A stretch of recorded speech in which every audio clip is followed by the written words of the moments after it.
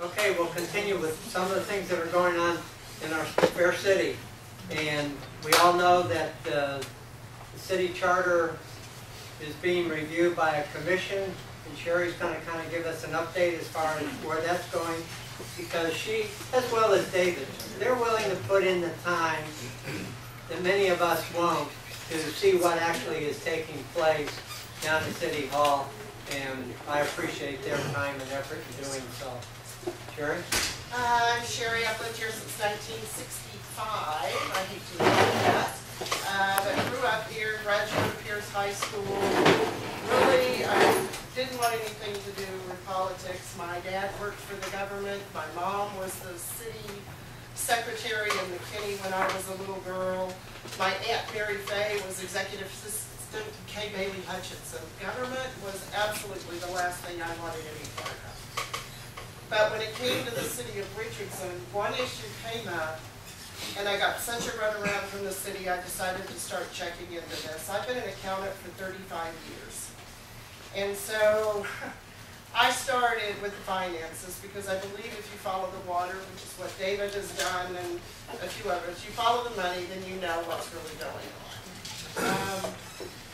When Bonnie contacted David and I about talking about these things, I was kind of in my mom's head. She was in my mind that particular day. She's passed away several years ago.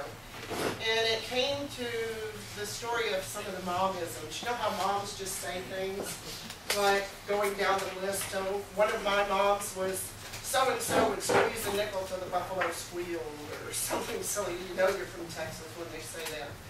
But one of the things she always said was, it is what it is. And so when I started thinking about how do we explain the charter, how do we explain the review of what's going on, and it really means asking a few questions. Like, what is a home ruled city? Does anybody really know what a home ruled city means? Well, there are two classifications in the state of Texas. One is a general law city, which means that they get their authority, basically, from the state legislature of what they can do. A home ruled city can basically decide any rules that they want to. The people can decide any rule that they want to as long as they're not in conflict with the statutes, with the Texas Constitution, because there's a hierarchy in that.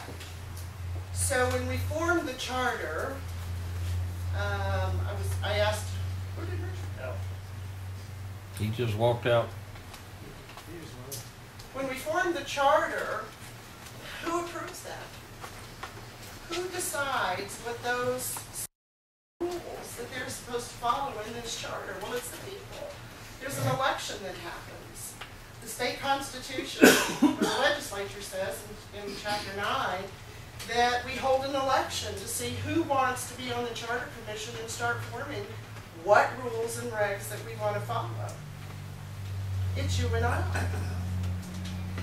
And as a home rule city, the other part of it in self-governance, there was a case in, let's see, it's Orwood versus the City of Taylor, Texas Supreme Court case, and it was summed up this way. It's the purpose of the Home Rule Amendment to bestow upon accepting cities and towns more of 5,000 in population, full power of self-government, that is, full authority to do anything the legislature could theretofore have authorized them to do.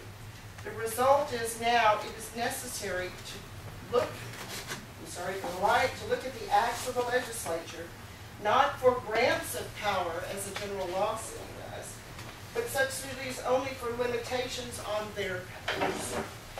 So our charter is basically the Texas Constitution. We can choose whatever we want them to act. This document was created in the 50s, 1956, wasn't it, David? And then in '89, there was a review in the 70s. There was a group of people who came together, a group of citizens, and said, no, we kind of like the way it is. In '89, there were a few changes. And then about the time I started getting involved in 2005 or 6, it was brought to the attention of the council that all meetings shall be held in the public, where they've been going into closed session for over 20 years. Under in the guise of the Texas Open Meetings Act. But the Texas Open Meetings Act says that there are certain limitations that they can go into closed session, except if the charter states otherwise. And ours said all meetings would be open to the public, all of them. So the city staff at that time decided that they were going to, with the council's blessing, the city attorney and a couple of assistant city managers got together and decided what changes they needed to make in order to legitimize what they were doing. Well, in the midst of all of that, if you guys know William Gordon, he filed suit because he wanted all of those records. We did the proper thing, going to the district court and saying, okay, they had all these closed meetings. Let's see what they decided in those closed meetings, because that's where you find out where these funds are going in these slush funds. Okay? I filed a second case, and that was on the election code that they didn't follow. Now, if anybody wants to know the history of that, it took us 5 years around from the 5th District Appellate Court to they hired a Supreme Court justice and 2 passes to the Texas Supreme Court, that finally 5 years later we got to go sit in front of a district court and have our say, if you can believe that.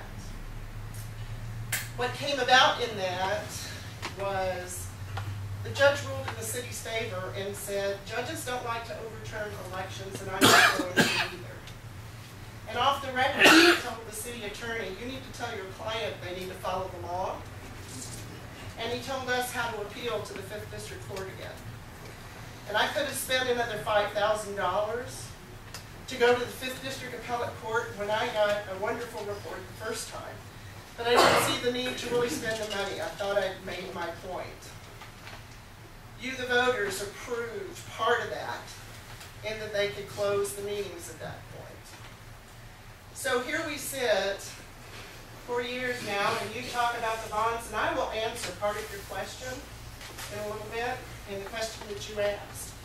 But I've been going to the council for years and saying, you're not following this, and you're not following that, and they'll go, thank you, next.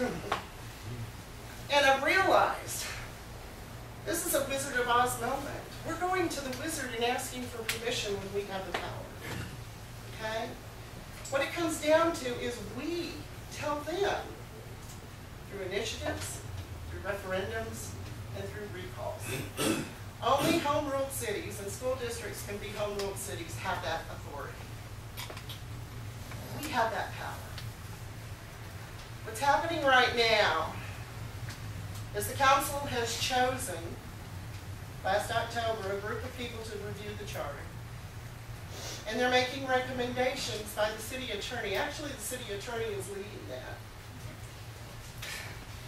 And it comes down to kind of justifying what he's doing. So I wanted to take a couple of key points and explain to you why I'm so up in arms about all of this. Is that Pete Wilson, by the way? I beg your pardon? The city attorney, Pete Wilson? Pete Smith. Pete Smith? We have 11 people on this commission. I applied. Okay, I knew I wasn't going to be chosen. I know why I wasn't going to be chosen by any of the council members, because like David, most of them don't talk to me anymore. Because I push them. I want answers, I want accountability. We elect these people for providing oversight. And there's a section in the charter, 3.06, and I wanted to read it to you. And it says, willful violation of any provision of this charter by any member of the council shall constitute official misconduct. Okay? Remember, we're the wizard. We don't have to ask for permission. We have the power to tell them, you are acting in an inappropriate manner by the city, by violating the charter. It says, and it shall authorize by the council by a vote of 2/3 for any membership. So what do you do when every one of them approves these things? We're back to a recall. It takes 10% of the voters in a petition to do a recall. An initiative. Let's talk about direct election. I don't care what Bill McAlpin says. I kind of know what happened in that. In that, a friend of mine, Alan North, We were talking about, okay, if the charter can't trump the legislature, and it can't trump the Texas Constitution, and the Texas Constitution says that we get to vote for mayor in all public offices, why does our charter say different? Council didn't want to do anything about it. So we started playing with an initiative. How do we create an initiative? How do we go about doing this? And you should have heard the talk at City Hall. It still goes on today. David and I were just talking to someone who said, well, I thought it was all wrong and it was all bad. We did our best to follow the law to see how these things work because we have the power. We have the authority to do this. So let's take 203. Section 203 says they have the power to acquire property for public purposes. In this Charter Review Commission, they are changing that. And they want the language, they want us to give them the authority that they shall have and possess the power of eminent domain for municipal or public purposes, even though not specifically enumerated in this charter. They want free rein to buy any property for any reason at any time. They want to violate our rights and our charter. And they're playing on people not understanding what it says. Another point. Ma'am, you have a question over here. Sure. Cheri, would that power of eminent domain give them the power to condemn property and take it from private citizens? You know, I'm just really starting to learn about that. There was something that happened with the snow cone machine, and David, you made one of the snow cone vendor several years ago in Richardson, and there was a big upheaval over that. Eminent domain has some very strict regards in that matter. So the answer is no, but it's how do they frame it. But there was a Supreme Court case a few years back that allowed a municipality to take private property for Yes. for not, not public use, but for private use. That's true. And what happened was there was a reaction down at the legislature where Texas legislature changed it to where you can't take it from one person and give it to another. If I remember right, there was a constitutional amendment because of the Kalo case. Okay. Chapter 11 of our charter is my pet peeve because that's all of the finances. That's about the budget. That's about how they're supposed to transfer funds, as David has said. Okay? There are certain things that they're supposed to do, which is to provide a full financial picture of the finances of the city of Richardson. They produce 5 funds. So if you compare the budget to the CAFR, the final statement that they produce at the end of the year, you can't reconcile them because you only get part of it in the budget process. The other thing that they're supposed to do is they're supposed to provide any capital projects and expenditures for 5 years forward. So we can know what our taxes are going to be or how much they're going to spend or what they plan to do. Bill Keffler has told me for years that that's not the way he reads the charter. But I can tell you specifically, Section D says, a projection of revenues and expenditures together with a list of capital projects which should be considered within the next 5 succeeding years. Is that pretty clear?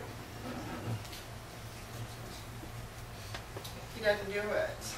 So they want to change that. They've written all of these things out and deferring to state law. Well, if we're going to defer to state law, we might as well be a general law city. Let's look at the transfers, the transfer and appropriations that David's talking about. Okay? This is a big hot button because they have justified some of this with an accounting program from a company called DMG Maximus. And it's a report about this thick. And it tells them how to sweep money from various funds so they effectively use every dollar of every taxpayer. It doesn't have anything to do with the charter. It doesn't have anything to do with the statutes. In fact, it's not even relevant for what they can actually sweep. But they go by this, and they spend, I think I'd have to go back and look at the invoice I have, but I think it's around $25,000 for this report. And they expect you to accept this as a justification of why they sweep these funds. But you can't know what they spend them on. That, to me, is the largest problem with this. So here's the revision that they want.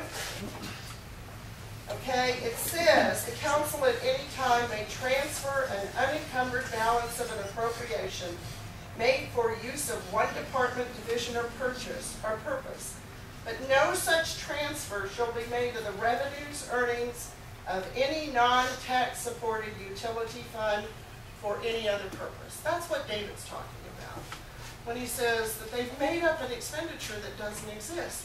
The charter doesn't allow them to do that. But with this new charter commission, they're saying they want to add, the city attorney's proposed amendment is, this prohibition does not apply to the transfer of budgeted funds for any non-tax supported public utility or other enterprise fund for the purpose of reimbursing the general fund for providing administrative services. What does that say? They're justifying what they're doing. That's what, It doesn't even make sense. it doesn't. It doesn't. A lawyer wrote it, what do you expect? Well, read it one more time, because read the budgeted part of it one more time. The actual, what it says now today? It's, I got lost in the verbiage there about something that is not budgeted or is budgeted. Well, the council may at any time transfer an unencumbered balance of an appropriation made for the use of one department, division, or purpose. Like if they paid for travel to go to some seminar to learn about budgeting, okay? And the general fund paid for that. They can transfer monies to cover that, but it has to really be a like expenditure for what it is. Okay, but somewhere in there, it sounded like you said that they could not transfer funds. But no such transfer shall be made of revenues or earnings of any non-tax supported public utility.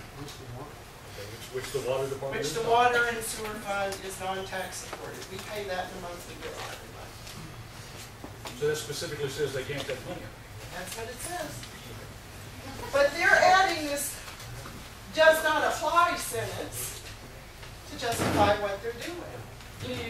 So that's what I'm talking about in the bonding deal. When you look at the prospectus, I promise you that is a recurring expense that is not listed. I promise you that is not listed.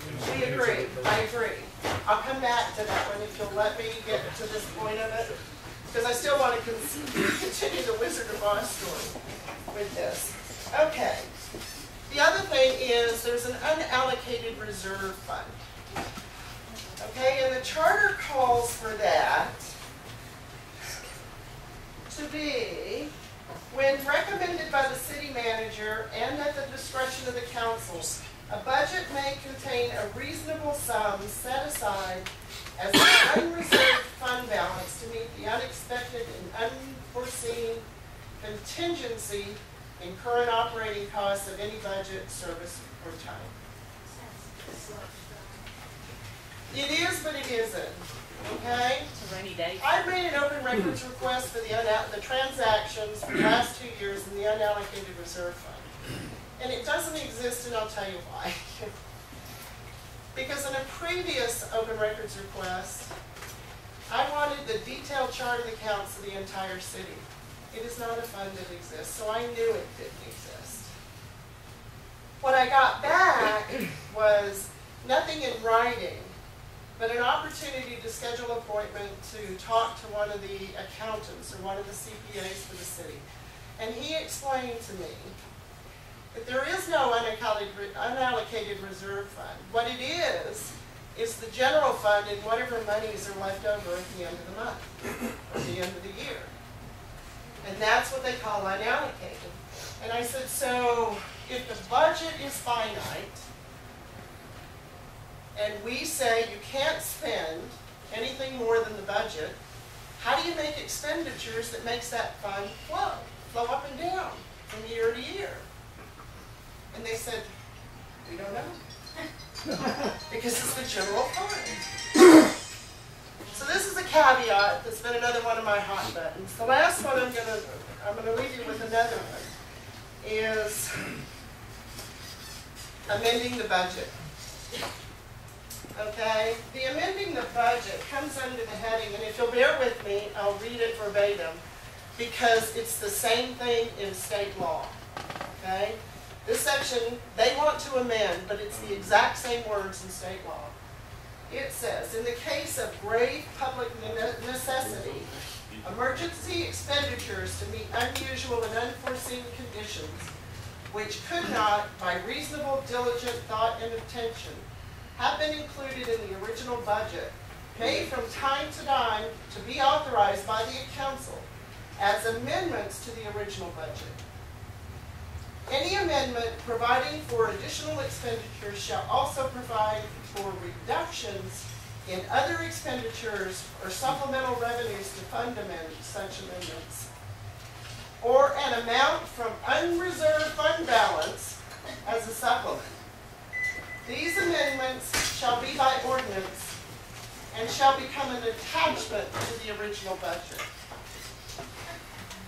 So every year when they overspend, and I go up to the city secretary's office and I'm looking for what they spent this overspending, because they overspend every year. What they spent the money on, there's no attachment.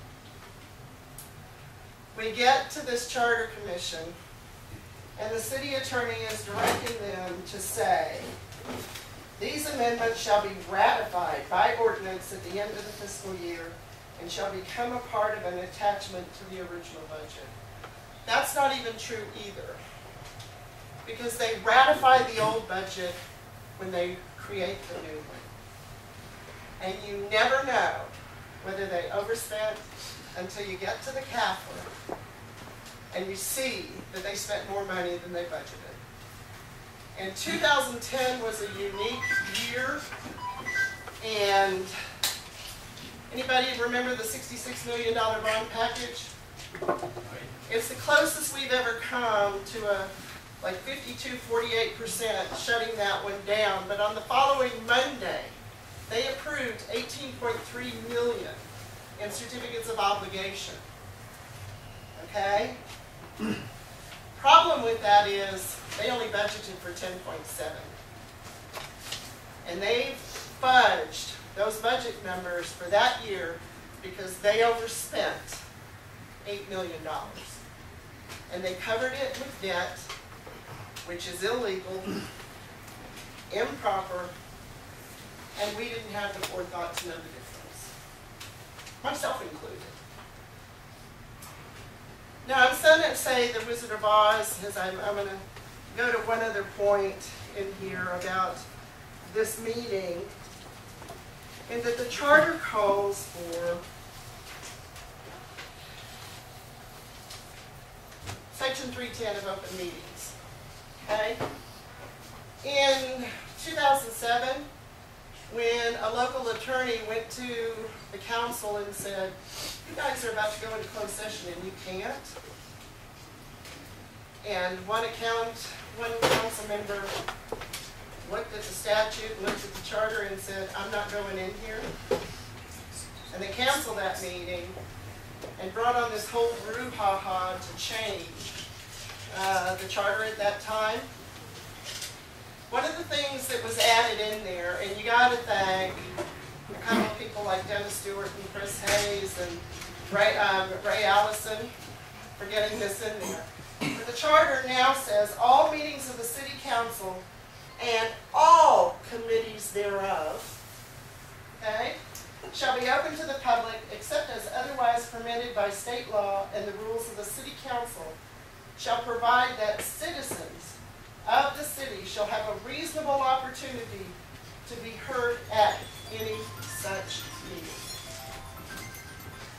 There's about 30% of the meetings we get no voice in these committees and boards.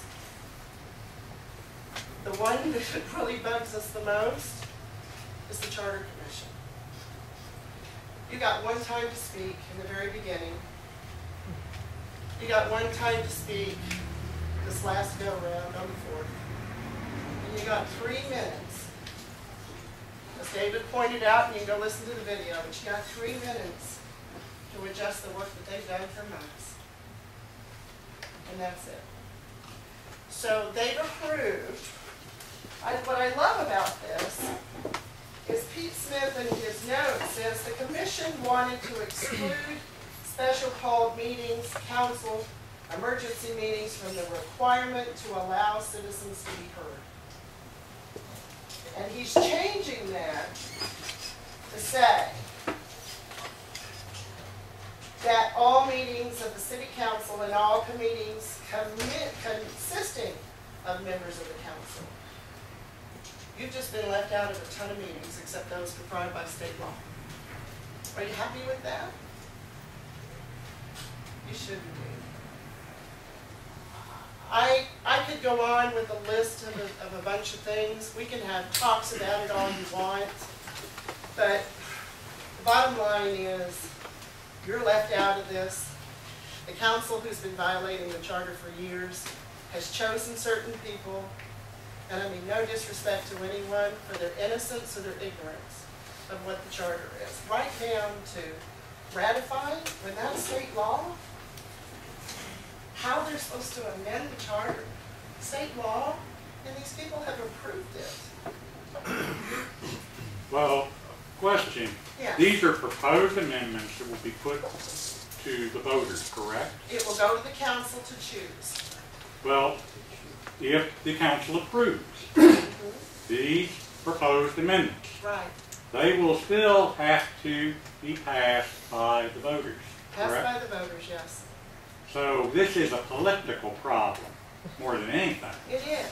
And, We don't have to pass and well, don't the voters have the opportunity to not approve these amendments to the city charter? Yes.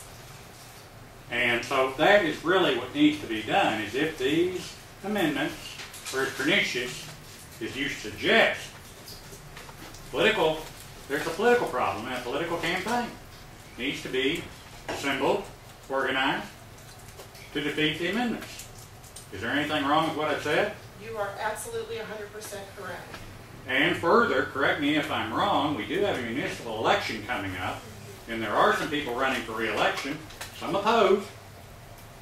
In fact, we have one open seat, I believe, 10. Has anybody taken these issues up with those candidates, particularly the challengers? I have, for the last couple of years, I call every new person who's running. I've already met with Claudia. I thought she might be here tonight. She's sharp lady. We're looking to see about the candidates who are running, to see if they can come to attend our next meeting. Not sure Well, what whether they have to attend the say. meeting or not, I mean, you can organize political campaigns. Well, if you want to know what my goal is, and I've kind of been raked over the coals again that I have a political agenda. Yes, I do. I want every voter to be educated in what this charter says. I want every voter to understand what the rules of the charter are now, what they're violating, because we're in the headwinds of willful misconduct. Well, your threshold for getting a referendum on the ballot is 10% of the previous municipal election, is it not? Same thing we did with the direct election. And that's 10% of the voters. So is there a process underway to get such a petition? We have two ways to go about this. We can do an initiative to make one change or a couple of changes. We can do a referendum. I think there should be a recall of the Charter Commission because you had no input in it. Or we can do a recall to the council and say we're not playing this way for what you've already did. Already you violated it. So there's a bunch of ways to go about it. We just got to come together and decide what's best. in answer to your question, I wanted to address yours about bonds. Because I know a bunch of guys in the bond industry. One of their biggest complaints about bonds is there's no audit factor for them. Okay? And what I mean by that is, when they create a bond for any project, first thing that they're going to budget in is 5% for overhead. You talk about how they get paid, where their office gets paid, there's part of it. Second thing they budget in for any project. Who gets paid? Who gets paid? City management. You got some underwriting to bond holders and, the bond companies and underwriting. So that's specifically. But that's usually specifically called for. I'm talking about the 5% that they take off the top and call it management fee. Okay, the second thing they do is, there is a process where they put a 30% contingency. So if a project costs $1 million, they're going to put $300,000 for contingency on overrides. So let's say they come to the project and they've spent only $1 million, and they've already sold the bonds. The $300,000 that comes out is the money that they can do whatever they want. And they don't have to disclose that because there's no audits. I've made an open records request, and this is a state level thing, David, we really need to talk about. It's 4 years ago now.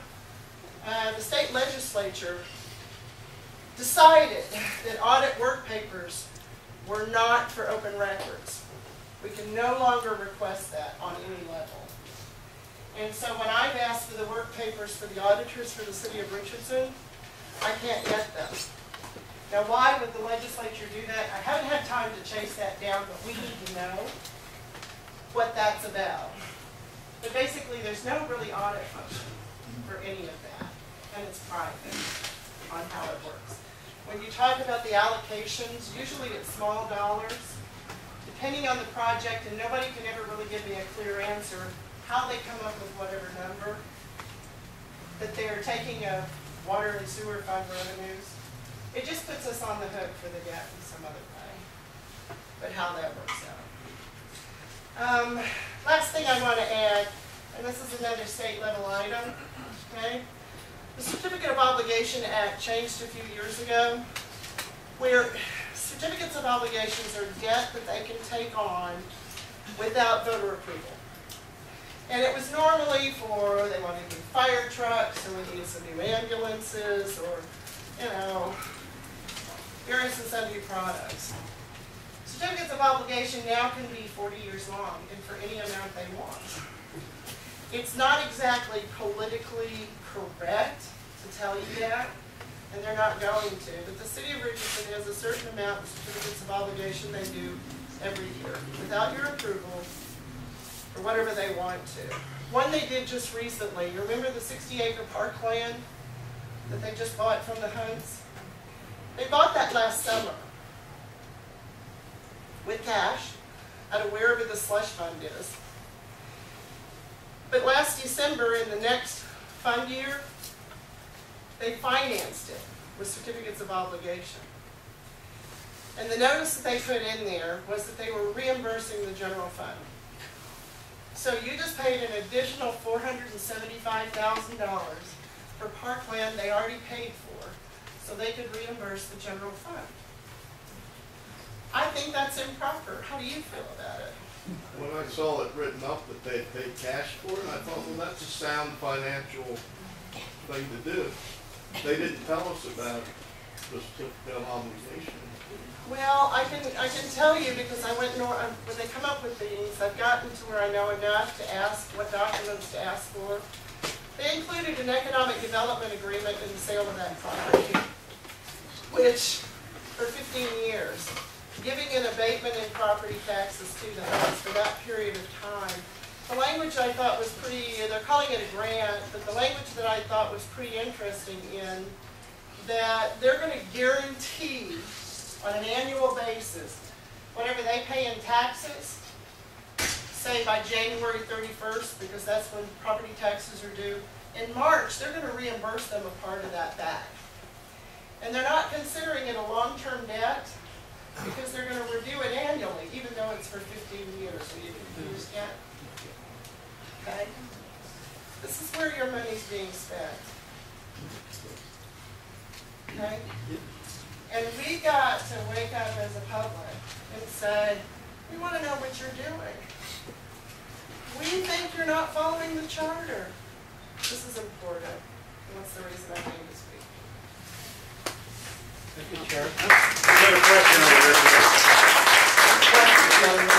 there. It seems to me like there's way too many people that work for the government. I mean, they're up to too much mischief, as Thomas Jefferson would say. And the best thing we can do is get less folks to dream up all this stuff and just do what they're supposed to do. And, you know, there's just too many bureaucrats. Well, I've been kind of raked over the coals because I keep calling these new developments they're doing Agenda 21. They are Agenda 21. You start reading these documents, urban renewal, single-family home is not, you know, all of the language is there. Everything that they're doing, they got from Akeley. It's Agenda 21. They're going to pay under the table a bunch of money. I'm working right now, which I'll present to you guys later. There are 40 companies in the city of Richardson that get rebates on their taxes. And we're going to add one more to that, to David's point. Texas Instruments built a plant on Renner. I'm so sorry I've taken so long on this. They built a plant in Renner. When they built that, the city gave them 1 million gallons of water a year free. I mean $1 million. Thank you. $1 million free. They got that for 15 years? 10, I believe. 10. They just renewed that 2 years ago. They now get a discount of 35% off of their water. You can't do that in you can't discount by state law one entity over another. But they've done it, and you guys don't know. So like I say, my goal is we've got to get every voter educated, and I hope you're going to help us do that. One quick comment back Be here. informed, and I'll Yes. pass this on there. Yes. In answer to, or partial answer to this gentleman's comment here about the number of people, Yes. what was it Judge Self said for Collin County? How many? Oh, he didn't have, I met with Keith Self, and I tell you, if we've ever got a true statesman, it's in him. I wish he was in our area, you know, or at least where I lived. I had a great deal of respect for him.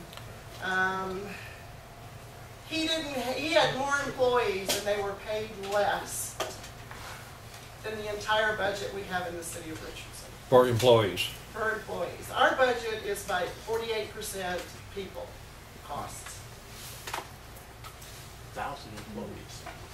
For Yeah, 1,000 roughly 1,000 A employees. little over, I think it's a little over plus or minus 9. Collin or County, I something. think, has 1,800, and their entire payroll is less than ours for 1,000. They used to have 2,700 before Keith could do it. Like I say, we need more Keith Selfs. Yes. The city of Richardson has 1,000 employees. They average $65,000. That's their wages. But in terms of their pension and post-retirement, you add that in there, it's about $25,000 additional per employee. And show me any taxpayer in this room that gets that type of post-retirement benefit. I think the last time I figured that was $95,000 per employee on average, with salary and benefits. And the turnover is de minimis. Yeah. And is there any reason? Bureaucrats like their job. They botched it Well, up. I mean, you got it made if you work for the city of Richardson. Okay, we're going to move on. Thanks, Cheri, for your time.